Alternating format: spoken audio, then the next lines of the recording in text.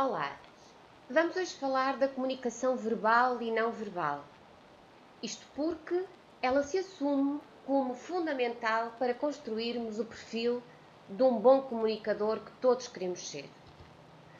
Quando falamos de linguagem verbal, todos sabemos que estamos a falar daquilo que tem a ver com as palavras ou com a utilização das palavras para comunicar.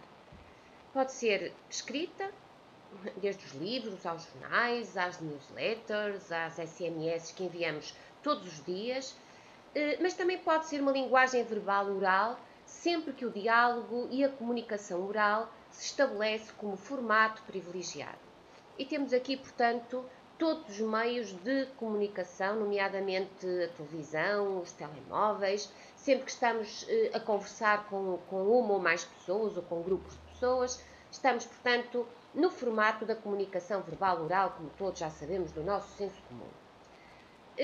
Hoje, quando falamos de linguagem não verbal, vamos dar alguma ênfase naquilo que é um dos aspectos mais sensíveis e mais importantes da comunicação. Baudelaire, um autor, portanto, conhecido nesta área da comunicação, dizia um dia que um gesto tem o efeito de 1000 palavras em termos de potenciar a comunicação.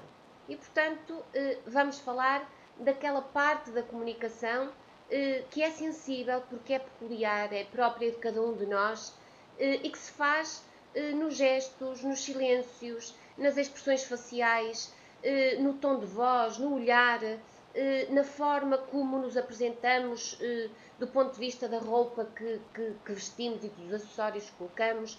E vamos ver que isto tem, de facto, um impacto muito grande, nomeadamente porque reforça até alguns dos papéis sociais que desempenhamos. Todos nós sabemos que há, por exemplo, a ideia de que numa entrevista de seleção devemos ir de fato, de gravata, portanto, ou se for uma entrevista mais formal, por exemplo, para trabalhar na área do desporto, se calhar devemos ir com uma sweatshirt, com umas calças de ganga, portanto, adequar de facto portanto, a indumentária e a roupa ao momento e à circunstância. Portanto, é através da comunicação não verbal que também conseguimos comunicar aquilo que é muito difícil através de palavras, as nossas emoções, os nossos sentimentos. Ela é e reforça muitas vezes tudo aquilo que queremos dizer. Um gesto vale mais que 1000 palavras, o poder do olhar, são de facto a comunicação do olhar, são expressões que nós ouvimos recorrentemente, até no senso comum, porque ela dá-nos conta daquilo que é esta comunicação subtil, de utilizarmos as ferramentas que somos nós próprios, com tudo aquilo que nos compõe, o nosso corpo, o nosso olhar, as nossas expressões, e que reforçam e tornam a comunicação alguma coisa de fascinante, porque sempre diferente. Nós não podemos impedir a comunicação não verbal, e mesmo quando deixamos de comunicar verbalmente. Isto é de facto uma realidade, uma verdade que todos sentimos. E, por outro lado, temos depois a voz, o timbre da voz, que dá força, dá corpo muitas vezes às palavras que queremos transmitir, assim como lhe atribui significações também diferentes. E, portanto, todos os conteúdos da comunicação devem ser associados e reforçados por todo o tipo de potencial, desde a expressão facial, à do olhar, à utilização das mãos, porque isso nos leva a percebermos também até que ponto é que as palavras que se dizem são verdadeiras. Por exemplo, todos nós notamos quando é dito um texto e o não verbal da pessoa diz exatamente o contrário, há aqui uma dissonância que é facilmente detectada por nós e que leva muitas vezes a um clima de desconfiança e, portanto, nós vamos fazendo também as leituras das mensagens em função do alinhamento ou não do comportamento verbal e do comportamento não verbal. Queríamos falar de 3 formas de comunicação não verbal que são conhecidas através da literatura e que de alguma maneira reforçam aquilo que eu acabei de dizer. Temos a chamada comunicação proxémica, que tem a ver com o modo como as pessoas se colocam espacialmente em relação às outras. E é a capacidade que nós temos, por exemplo, de fazer variar as atitudes espaciais e as nossas distâncias interpessoais do ato de comunicar. Por exemplo, o tocar-se, o estar ou não em contacto, são estas distâncias que possuem significados culturalmente diferentes. Temos depois a comunicação cinésica, que se refere à transmissão de informação através dos movimentos do corpo. É a capacidade de nós comunicarmos mediante sinais gestuais, o acenar, as mímicas, os movimentos do rosto, das mãos, do corpo, toda a nossa postura. Portanto, nós chamamos a isto a comunicação cinésica. E temos depois a comunicação paralinguística, que se refere à transmissão de informação através da maneira de falar, ou seja, o nosso tom de voz, a ênfase que damos àquilo que dizemos e às palavras, os risos, as exclamações, os silêncios a meio das frases, tudo isto é passível de ser interpretado pelo nosso interlocutor no sentido de reforçar ou não a mensagem que estamos a passar. Um dos aspectos importantes e que podemos muitas vezes até utilizar como recurso tem a ver com os silêncios. Eles existem, são muitas vezes frequentes nas relações interpessoais, nem sempre fáceis de gerir em função também dos estilos de comunicação de cada um de nós, vimos isso na aula anterior. Criam muitas vezes algum vazio entre as relações porque são sinónimo de que não há nada para comunicar e, portanto, se calhar como não há nada para comunicar, a relação não faz sentido ou está posta em causa. Mas, por outro lado, um silêncio pode também indiciar uma profunda troca de emoções e sentimentos. Mas tem que haver aqui outros sentidos que estejam alinhados para conseguirmos fazer esta interpretação do silêncio. E, portanto, numa comunicação assertiva, num estilo assertivo de comunicação, são fundamentais porque eles permitem desenvolver em nós a capacidade de escuta ativa. Os gestos acompanham, portanto, a linguagem falada, no sentido de reforçar ou não a mensagem verbal, e há aqui um aspecto interessante que é a questão da multiculturalidade. Vocês sabem que os gestos têm significados diferentes em função das culturas. E, portanto, temos que perceber, antes de mais, em que contexto é que eles acontecem e qual é o seu significado. Portanto, cada um de nós interpreta e dá significado aos gestos dos outros. E, portanto, para uma comunicação eficaz, é fundamental nós sermos sensíveis aos gestos dos outros, interpretando-os adequadamente. O contacto corporal, que é outra forma de comunicação não verbal, faz-se através, portanto, do contacto físico e, desde muito precocemente, esta é uma das formas que nós temos até de tomarmos consciência com a realidade e com o mundo. Isto acontece, por exemplo, nas crianças, que é através do contacto físico que ela vai tendo consciência do seu corpo e que vai também desenvolvendo a sua imagem corporal. Mais tarde, numa idade adulta, nós utilizamos o corpo também como um veículo muito importante em termos de comunicação não verbal, mas isto depende também do ambiente cultural onde nós estamos inseridos. Eu estou a reforçar um bocadinho esta ideia, porque todos nós hoje operamos num mundo globalizado, mesmo em termos de negócios, e isto é fundamental, por exemplo, terem atenção em alguns processos de negociação.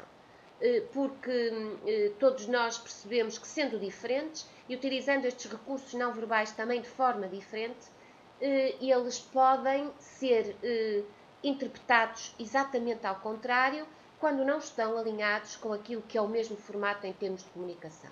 Então, por exemplo, todos nós sabemos que negociar com um chinês é completamente diferente de negociar com um árabe ou com um europeu. E, portanto, um árabe, por exemplo, sempre que consegue um negócio, os parceiros andam de mão dada, como sabem, e, portanto, isto tem um significado naquela cultura que não é propriamente, por exemplo, o significado que tem aqui em Portugal. E, portanto, todos nós temos que ir fazendo estas leituras, tendo consciência de que todas estas ferramentas não verbais são fundamentais e podem fazer toda a diferença num bom comunicador. Naturalmente que tudo o que temos enquanto ferramentas, desde os braços, às mãos, ao olhar, à face, à nossa postura, tudo isto são recursos que temos e que devemos utilizar da melhor maneira possível, adequando ao contexto, adequando ao interlocutor, adequando à situação. E reforçando, ajudando isto para dar poder e reforçar, muitas vezes, aquilo que estamos a comunicar verbalmente. Temos consciência também de que alguns destes gestos podem ir não no sentido de potenciar, como acabei de dizer, esta comunicação, mas exatamente no sentido de, muitas vezes, até provocar dissonância do ponto de vista cognitivo, desconfiança e até alguma irritação, porque impedem a interação aberta e favorável à comunicação. Por exemplo, quando nós sentimos que alguém está a falar connosco de mãos nos bolsos, isto pode notar desinteresse. Os braços cruzados muitas vezes significam o contrário de proatividade, portanto, as mãos na cintura de desafio e, portanto, nós vamos fazendo também interpretações em função da postura e dos movimentos que utilizamos. Vamos agora a falar de um dos aspectos importantes que é também muito trabalhado nestas questões da comunicação, que é a questão do espaço e da distância interpessoal. Como sabem, o espaço no qual nós estabelecemos a comunicação afeta muito a nossa relação com os outros. Cada um de nós tem o seu espaço, quer pessoal, quer físico, quer psicológico, e temos tendência a querer preservar muito bem este espaço e não gostamos que ele seja invadido. E, portanto, na comunicação interpessoal, há distâncias que estão definidas de acordo com a cultura, com o tipo de comunicação que estabelecemos e, claro, naturalmente, com o tipo de relação que temos com a pessoa com quem comunicamos. Normalmente são definidos 3 tipos de distâncias nas relações interpessoais. As distâncias íntimas, as distâncias sociais e aquilo que nós chamamos as distâncias públicas. E, portanto, estas distâncias, estes tipos ou estas tipologias de distâncias determinam também depois o nosso papel e a forma como nós comunicamos. A paralinguística é também uma das componentes da comunicação não verbal e corresponde ao modo de falar, portanto, a forma como nós veiculamos sentimentos, emoções e, portanto, enriquecemos desta forma o conteúdo da mensagem verbal. Ela é ou tende a ser mais autêntica do que a comunicação verbal, porque ela é de uma diversidade e de uma riqueza muito grande. Nomeadamente, por exemplo, a voz, que é um dos recursos mais maravilhosos que temos em termos de comunicação, e a análise desta voz, da forma como nós a utilizamos, se é uma voz que indicia preocupação, se é uma voz calma, se é uma voz que articula bem as palavras, se pronuncia bem, são pessoas que falam baixinho, como se estivessem a falar para si ou se projetam a sua voz. Tudo isto são fatores de diferenciação que nos ajudam, ao tomar consciência disto e todo este potencial que temos nesta ferramenta que somos nós próprios, a conseguirmos ser cada vez melhores comunicadores.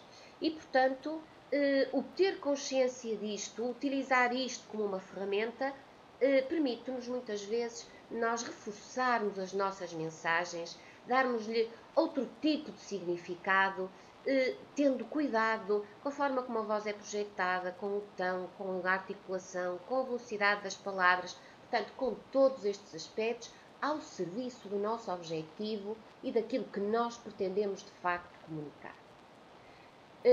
Cada um de nós adquirir uma própria forma de comunicar, porque é ela que traduz aquilo que pensamos, que sentimos e a forma como reagimos às mais diversas situações. E, portanto, temos que estar muito conscientes, por um lado, de todo este potencial que temos e que podemos pôr ao serviço da comunicação.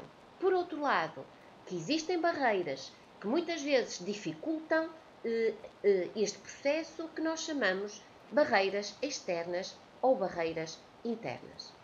As barreiras externas têm a ver com tudo aquilo que está no meio ou que dificulta a comunicação direta. Por outro lado, reparem, nós temos, por exemplo, muita consciência da importância da temperatura, da iluminação, do ruído, de todas as condições dos espaços que podem ser no sentido positivo ou negativo.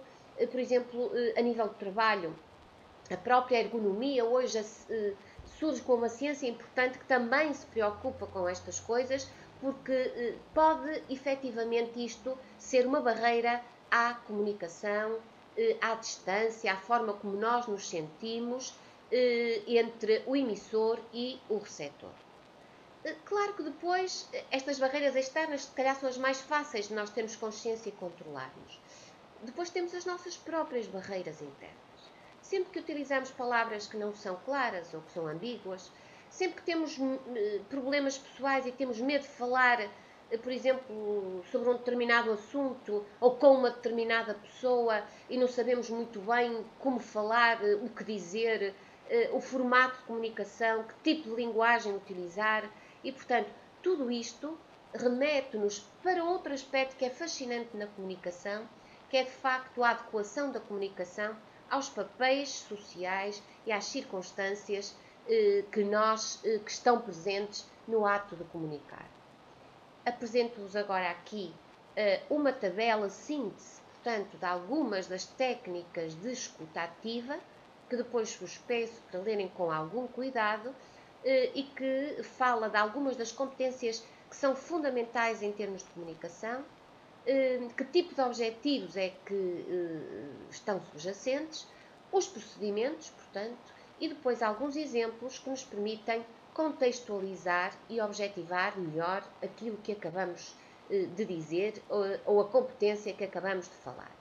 E, portanto, temos finalmente aquilo que nós chamamos dos princípios da comunicação face-to-face, ou aquilo que chamamos do face-a-face, que é uma comunicação que, sendo aquela que mais utilizamos no nosso dia-a-dia, se afigura também, se calhar, como aquela que é o maior desafio para nós em termos de melhoria do nosso perfil de comunicadores. E, portanto, estão aqui um conjunto de aspectos, desde a forma como pronunciamos as palavras, o tom de voz, o falar depressa ou devagar, o estarmos concentrados na mensagem ou estarmos distraídos, usarmos palavras breves e simples ou usarmos palavras muito complicadas e de duplos sentidos, a forma como nós nos mostramos atentos e interessados ao nosso interlocutor, se somos empáticos e conseguimos sorrir, se ele sente que está a ser bem tratado, tudo isto são princípios e que nós temos que ter presentes na comunicação face a face e que fazem toda a diferença entre um bom e um mau comunicador.